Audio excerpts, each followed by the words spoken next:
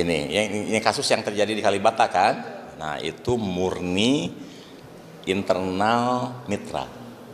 Jadi semua kewajiban Badan Gizi sudah selesai kepada mitra tersebut, dan bahkan untuk 10 hari ke depan kita sudah masukkan uang untuk operasi. Nah ini terjadi masalah karena antara mitra yang dimana ada pemilik fasilitas dan yayasan belum sepakat terkait dengan bagaimana mempertanggungjawabkan uang itu. Jadi nggak ada urusannya dengan Badan Gizi, karena Badan Gizi sudah menyelesaikan masalahnya, sudah menyelesaikan kewajibannya. Dan tadi kami siang sudah mediasi, pada prinsipnya mereka sudah tahu letak kesalahan masing-masing, dan besok SPPG itu sudah jalan kembali. Tapi antara mitra tersebut, yayasan dan juga pihak yang menyediakan MBG ini, apakah dari hasil mediasi tersebut ada hasil dan hasilnya itu apa? Ya, untuk sementara yang penting bagi Badan Gizi, program makan bergizi tetap jalan.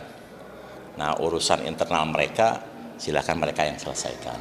Tapi Pak, untuk mengantisipasi hal ini agar tidak terjadi lagi di daerah lain seperti apa? Jadi gini, nanti selama ini kami membuka opsi kemitraan, dan kami tidak pernah ngecek yayasan ini kerjasama dengan penyedia fasilitas mana. Nah, sekarang itu dengan kasus seperti ini kami akan tanya, yayasan yang kerja dengan kami itu apakah punya fasilitas sendiri atau dia berpartner dengan yang lain.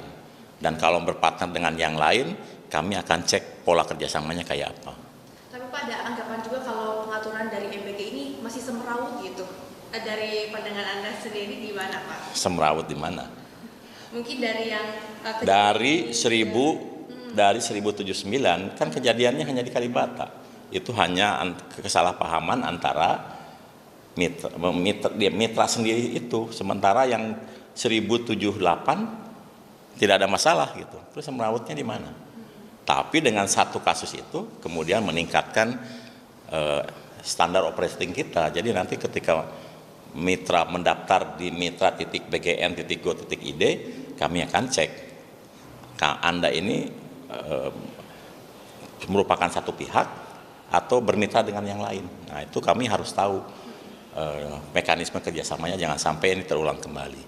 Tapi BGN seperti apa Pak melihatnya, karena ada kasus tersebut yang di Kalibata yang hingga 900 bahkan hingga 1 miliar dari Februari kemarin, dan adakah timbul di mungkin mitra-mitra yang lain?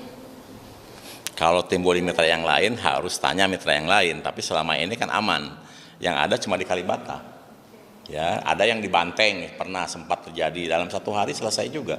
Itu hanya misunderstanding. Kalau Anda berbisnis dan Anda berkolaborasi berdua nih, kemudian ada kesalahpahaman, harusnya kan diselesaikan berdua, bukan muncul ke publik. Makanya tadi kami panggil agar apa yang mereka lakukan itu tidak membuat gaduh, karena masalah itu bisa diselesaikan ketika masing-masing kepala dingin. Adakah tuntutan ke BGN mungkin dari masa hukumnya? Kan sudah klarifikasi bahwa ini nggak ada hubungannya dengan Badan Gizi. Masalah ini antara mereka berdua nih. Badan Gizi kewajibannya sudah menyelesaikan, ya kan? Terus tuntutan ke Badan Gizi apa? Harusnya Badan Gizi yang nuntut dia, kenapa bikin gaduh, ya kan? Tapi kami tidak lakukan. Kenapa? Karena kami ingin selesaikan itu, dan besok yang penting jalan. Berarti akan ada hasil dari mediasi tersebut ya Pak? Ya kalau besok jalan berarti mediasinya bagus tuh. Besok lihat aja di Kalibata jalan tuh enggak? Ya? Nah, tapi Pak, banyak juga di daerah Jakarta lain yang mungkin belum merasakan MBG ini. Ini langkah selanjutnya seperti apa Pak? Ya, kami tetap buka opsi kemitraan. Ya, sekarang itu sudah mulai banyak restoran yang hampir bangkrut, kemudian mendaftar di Badan Gizi, ya kan? Catering yang pesanannya tidak menentu mendaftar di Badan Gizi. Dan sekarang bahkan ada tren di mana 5 tahun lalu banyak gedung atau bangunan futsal dibangun dan booming, sekarang udah kehilangan marketnya. Kenapa? Karena orang lari ke mini soccer. Nah, sekarang banyak lapangan futsal yang akan diubah menjadi satuan pelayanan pemenuhan gizi. Di Jakarta, di Padang, di Bandung, di Jogja, dan lain-lain. Ini banyak lapangan futsal yang akan berubah menjadi satuan pelayanan pemenuhan gizi. Dan mendapatkan customer fix atau pelanggan tetap 3.000 minimal setiap hari.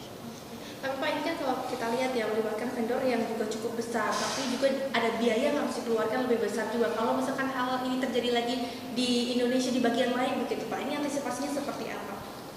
Yang mana maksudnya nih? Masalah seperti ini atau gimana? Masalah yang di Kalibata tadi Pak, mungkin terjadi jika kalau misalnya terjadi lagi di tempat lain. Gini, ini sudah menjadi bagian catatan kami yang paling penting. Kami akan cek satu-satu mitra-mitra itu, dan sejauh ini memang kejadiannya hanya di Banteng dan di Kalibata. Tapi Banteng satu hari selesai, Kalibata juga kami mediasi tadi, besok udah jalan lagi. Berarti untuk proses pengawasannya sendiri ke depannya kan seperti apa? Iya, akan lebih ketat. Terutama dalam pemilihan mitra seperti yang saya jelaskan tadi. Jadi selama ini kami tidak pernah tanya apakah Anda punya fasilitas sendiri atau tidak. Nah sekarang kami akan tanya, Anda membangun fasilitas sendiri atau Anda bermitra dengan yang lain. Kalau bermitra yang lain mekanismenya kayak apa? Untuk memitigasi hal seperti itu, ya.